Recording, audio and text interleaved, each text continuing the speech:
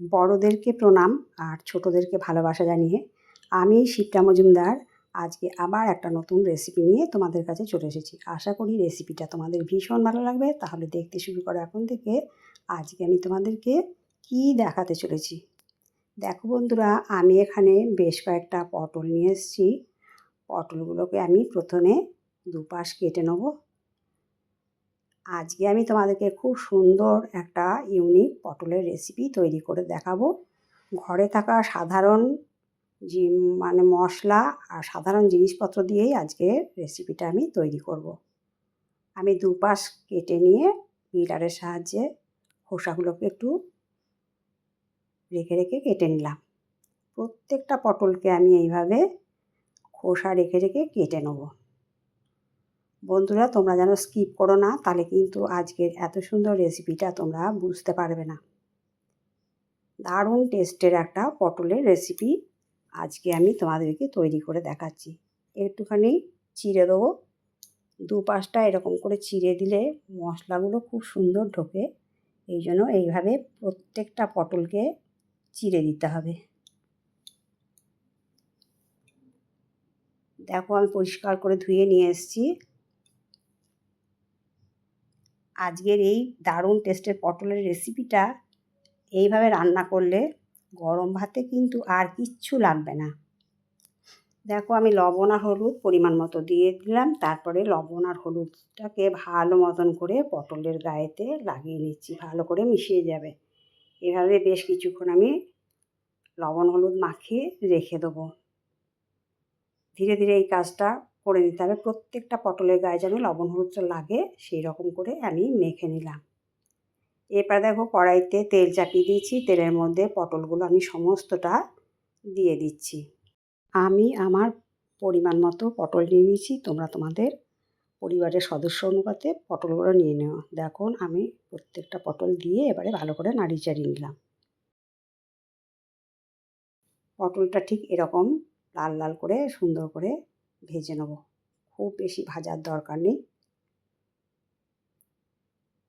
তোমরা দেখে বুঝতে পারছো পটলটা ঠিক এরকম পর্যায়ে আমি ভেজে নিলাম।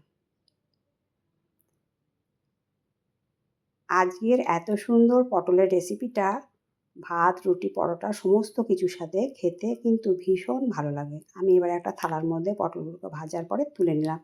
আর যে তেলটা রইলো তার মধ্যে একটা শুকনো লঙ্কাকে দুভাগে ভাগ করে আর এক চামচ কালো জিরে ফোড়ন দিয়ে দিলাম। দিয়ে ফোড়নটা থেকে যত সুন্দর গন্ধ বেরোচ্ছে সেই পর্যন্ত আমাকে অপেক্ষা করতে হবে। এরপরে দিয়ে দিলাম মাঝারি সাইজের ছোট ছোট করে কেটে রাখা পেঁয়াজ। আমি পেঁয়াজটাকে ঠিক এরকম করে দেখো কেটে নিয়েছি। আমি যেরকম করে দেখাচ্ছি তোমরা ঠিক এইরকম করে রান্না করে নিও, দেখবে এত সুন্দর টেস্ট। তোমরা কিন্তু খেয়ে এর টেস্ট ভুলতে পারবে না। পেঁয়াজটা ঠিক এরকম পর্যায় পর্যন্ত আমি ভেজে নিলাম। তারপর দিলাম কিছুটা আদা বাটা। আদা বাটা দিয়ে দেওয়ার পরে দিয়ে দিলাম একটা মাঝারি সাইজের টমেটো। টমেটোটাকেও এরকম ছোটো ছোটো টুকরো করে কেটে নিয়েছি। এবার আদা পেঁয়াজের সাথে ভালো করে টমেটোটাকে ভেজে নিতে হবে। আদার যেন গন্ধ থাকে না, আর এদিকে টমেটোটাও যেন সেদ্ধ হয়ে যায়। এরকমভাবে আমাকে অনেকক্ষণ ধরে নাড়িয়ে চাড়িয়ে সুন্দর করে কষিয়ে নিতে হবে। যখন টমেটোটা এরকম পর্যায়ে হলো, তারপর আমি এর মধ্যে দিয়ে দিলাম 1 চামচ লবণ, 1 চামচ হলুদ, 1 চামচ জিরে গুঁড়ো, 1 চামচ ধনে গুঁড়ো আর লঙ্কার গুঁড়ো দিয়ে অল্প একটুখানি জল দিয়ে নাড়িয়ে চাড়িয়ে নিলাম। কেননা মশলাটা যাতে পুড়ে না যায়, পুড়ে গেলে কিন্তু খেতে একদম ভালো লাগবে না। এই সময়টা কিন্তু গন্ধটা ভীষণ সুন্দর বেরিয়েছে। আর বন্ধুরা, তোমরা কিন্তু প্রত্যেকটা স্টেপ ফলো করো, তাহলে আজকের রেসিপিটা এত টেস্টি।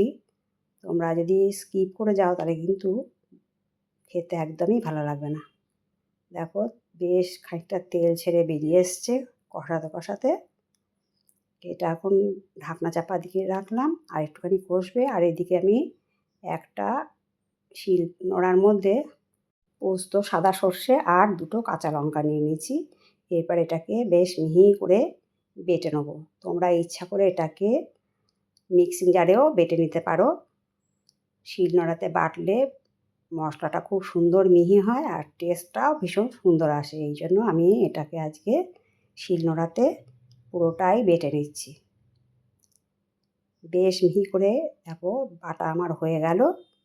তারপরে আমি এটাকে বাটির মধ্যে তুলে নিচ্ছি। পরিষ্কার করে শিলনোড়া থেকে আমি তুলে নিলাম। তোমাদেরকে দেখিয়ে দিলাম বেশ মিহি হয়ে গেছে বাটাটা। এরপরে আমি বেশ কিছুক্ষণ ঢাকনা চাপা দিয়ে রেখেছিলাম। ঢাকনাটা খুলে একটুখানি নাড়িয়ে চাড়িয়ে নিচ্ছি। দেখো একটুখানি জল দিয়েছিলাম, সেটা কিন্তু একদম শুকিয়ে গেছে আর তেলটা সম্পূর্ণ বেরিয়ে এসছে। আর টমেটো সমস্ত কিছু খুব সুন্দর সেদ্ধ হয়েছে। ভালো মতন করে আবার একটু নাড়িয়ে চাড়িয়ে এবারে বেটে রাখা পোস্ত, সর্ষে আর কাঁচা লঙ্কাটা দিয়ে দিলাম। দিয়ে একটুখানি আবার নাড়িয়ে চাড়িয়ে নিলাম। ভালো মতন এটাকে কষিয়ে নিতে হবে। এরপরে আমি বাটি ধোয়া জলটাকেও একটু দিয়ে দিলাম। বন্ধুরা, এইভাবে যদি পটল রান্না করো তাহলে বাড়ির প্রতিটা সদস্য কিন্তু খেয়ে ভীষণ খুশি হবে আর তোমার কাছে রিকোয়েস্ট করবে বারবার করে তৈরি করে দেওয়া। দেখো কালারটা কত সুন্দর হয়েছে। আমি এইভাবে নাড়িয়ে চাড়িয়ে অনেকক্ষণ থেকে কষিয়ে নেব। বেশ কিছুক্ষণ ধরে এটাকে রান্না করে নিলাম। এই সময় বন্ধুরা এত সুন্দর গন্ধ বেরিয়েছে যে তোমাদেরকে আমি বলে বোঝাতে পারবো না।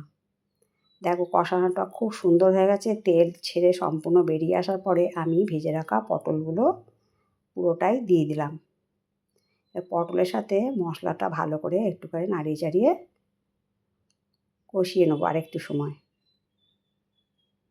বেশ কিছুক্ষণ ধরে এই কষিয়ে নেওয়ার পরে এরপরে আমি এর মধ্যে দিয়ে দেবো প্রায় 1.5 বাটির মতন জল। এটাকে আমি বেশ কিছুক্ষণ নাড়িয়ে চাড়িয়ে দিলাম। এবার দেখো আমি 1.5 বাটির মতন জল দিয়ে দেবো। এটা কিন্তু খুব বেশি ঝোল ঝোল হবে না, একটু গামাখো ভাব হবে। মশলাটার সাথে পটলগুলোকে ভালো করে নাড়িয়ে চাড়িয়ে নিলাম। এবার আরেকটুখানি জল দিয়ে দিলাম। প্রথমে 1 বাটি দিয়েছিলাম, এখন 1/2 বাটির একটু কম দিয়ে দিলাম। ঠিক এই রকম পর্যায় পর্যন্ত আমি জল দিয়ে এটাকে রান্না করে নেব। তাহলে দেখলে তো বন্ধুরা কত সহজে একটা কত সুন্দর রেসিপি তৈরি হয়ে গেল। কালারটা কত সুন্দর এসছে। আমি বেশ কিছুক্ষণের জন্য ঢাকনা চাপা দিয়ে রেখে দিয়েছিলাম। ভালো মতন করে ফুটে উঠেছে। রান্নাটা দেখে তোমরা বুঝতে পারছো কতটা লোভনীয় হয়েছে আর স্বাদ কেমন হবে সেটা তো তোমরা দেখেই বুঝতে পারছো। একঘেয়েমি পটল খেতে খেতে যখন আমাদের আর ভালো লাগে না তখন কিন্তু আমরা এইভাবে নানা রকম পদ্ধতিতে পটল তৈরি করে নিতে পারি। আজকের রেসিপিটা ভীষণ সুন্দর একটা ইউনিক রেসিপি। তোমরা এইভাবে একদিন তৈরি করে নিও। দেখো ঝোলটা যখন ভালো মতন ফুটে উঠেছে আর একটুখানি ঝোলটাকে কমিয়ে নেবো। তারপরে আমি দিয়ে দিলাম 1 চামচ চিনি। এটাকে স্বাদটাকে ব্যালেন্স করার জন্য দিয়ে দিলাম। এবার নাড়িয়ে চাড়িয়ে গ্যাসের নবটা অফ করে একটা ঢাকনা চাপা দিয়ে দিলাম 2-3 মিনিটের জন্য। ঢাকনা খুলে তোমাদেরকে দেখিয়ে দিচ্ছি কালারটা কত সুন্দর হয়েছে। তাহলে বন্ধুরা আজকের রেসিপিটা যদি তোমাদের ভালো লাগে তবে লাইক, শেয়ার, কমেন্ট আর সাবস্ক্রাইব করে আমার চ্যানেলের পাশে থেকো। আর যদি কোনো নতুন বন্ধু এসে থাকো অবশ্যই বেল বাটনটা অন করে দিও। তাহলে সমস্ত নোটিফিকেশান তোমাদের কাছে পৌঁছে যাবে। কত সুন্দর দেখতে লাগছে। আমি একটা সার্ভ করে নিয়েছি প্লেটের মধ্যে। তোমাদের সুন্দর সুন্দর কমেন্টসের মাধ্যমে জানিও আজকের রেসিপিটা কেমন লাগলো। তোমাদের সুন্দর সুন্দর কমেন্টস পেলে আমি কিন্তু আরেকটা রেসিপি তৈরি করতে অনেক উৎসাহ পাই। আর আমার কাছে দূরে যত বন্ধু আছো তোমরা আমার প্রাণ ভরা ভালোবাসা নিও। তাহলে বন্ধুরা আজকে আমি এই পর্যন্ত রাখি। অন্য কোনো দিন অন্য কোনো রেসিপিতে আবার তোমাদের সাথে দেখা হবে। কেমন? টাটা।